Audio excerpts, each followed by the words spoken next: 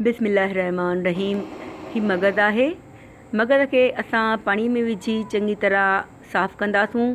हिन जे अंदरि जेके बि नसूं आहिनि रतु ॼमियल ऐं नसूं उहे सभु कढी पाणीअ में साफ़ु कंदासूं ऐं 2 पाणिनि मां धोई रखंदासूं हिक पासे करे।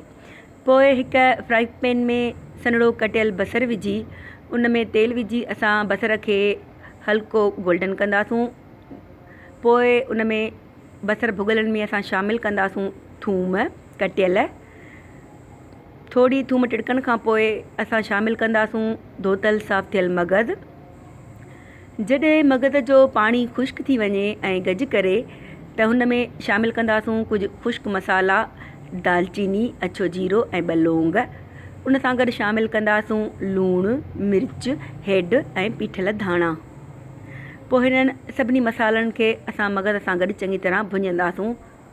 जॾहिं मगज़ थोरो तेल छॾे ऐं गज घटि करे त हुन में शामिलु कंदासूं कुटियल टमाटो ऐं साओ मिर्च।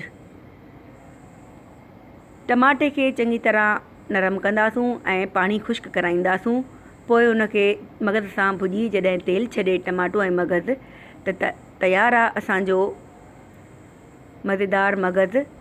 मथां असां हिननि जे सावा धाणा बुरकींदासूं ऐं गर्मा गरम मानीअ सां खाईंदासूं।